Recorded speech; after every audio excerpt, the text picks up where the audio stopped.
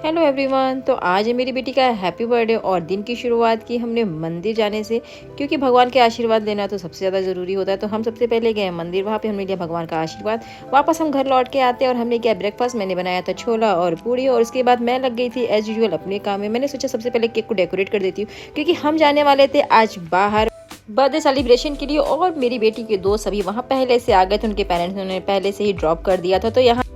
तो इन लोग ने पहुंचते ही मस्ती कर दी थी अपनी चालू, और ये लोग लग गई थी पहले गॉसिप करने में, क्योंकि गर्मियों की छुट्टी चल रही है, स्कूल बंद है। तो इन लोग ने बहुत ज़्यादा मस्ती टाइम अपना शुरू किया और लड़के एज यूजुअल लग गए थे अपनी मीटिंग करने में। और इसके बाद इन लोग ने गेम खेलना शुरू कर दिया। मैंने सोचा था मैं ही इन्हें गेम खिलाऊंगी, लेकिन ये लोग तो आपस में ही अपने गेम शुरू कर दिए थे। और हम वहाँ पे तैयारी कर रहे थे कि बर्थडे सेलिब्रेशन का। हम लोग डोमिनोज वाले भैया से सफाई करवा रहे थे और थोड़ा सा हमने डेकोरेशन भी करवाया।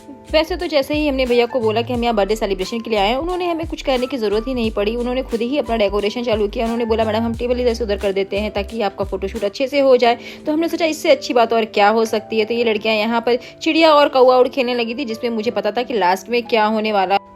हारने तो मेरी बेटी ही वाली है, और हार के बाद उसे इतना ज़्यादा मजा आया जितना तो उसे जीतने पे भी नहीं आया था। इतनी पिटाइयाँ की उसने दोस्तों की कि इतना यदि मैं मार देती तो शायद वो रोने लगती, लेकिन इतनी मार के बाद भी वो मुस्कुराते ही जा रही थी। देख के मुझे बहुत ज़्यादा मजा आ रहा था कि चलो मेरा काम इन बच्चियों ने कर दिया है। और इसके बाद हमने सोचा कि चलो इतनी मार खाने के बाद अब तो सेलिब्रेशन बनता ही है।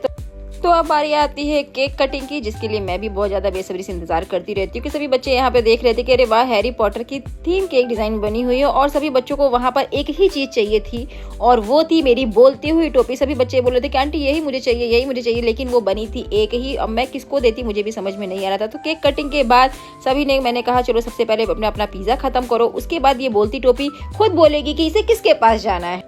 सभी बच्चियां लग गई थी अपना अपना पिज़्ज़ा एंजॉय करने के लिए, और सभी देख रहे थे कि किसको जल्दी पिज़्ज़ा मिला है, कौन लास्ट में बचा हुआ है। तो ये सब देखते ही इन लोगों ने मैंने कहा फटाफट से अपना पिज़्ज़ा खाना शुरू करो, इससे पहले कि मैं तुम्हारा पिज़्ज़ा छीन लूँ। तो इन लोगों ने कहा नहीं हम अपना पिज़्ज़ा जल्दी से स्टार्ट करेंगे, और इन लोगों ने सेलिब्रेशन स्टार्ट किया।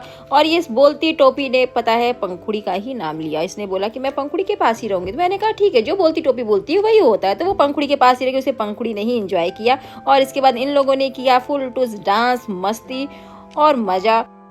और अब बारी आती है रिटर्न गिफ्ट की। तो हमने इन्हें रिटर्न गिफ्ट में डोम्स के पैकेट दिए, और सभी बच्चे बहुत ही ज़्यादा खुश हो गए थे कि चलो भी हमें रिटर्न गिफ्ट भी मिल रहा है। और इसके बाद सभी ने बाय बाय किया, और सभी ने पंखुड़ी को ढेर सारा प्यार और आशीर्वाद भी दिया।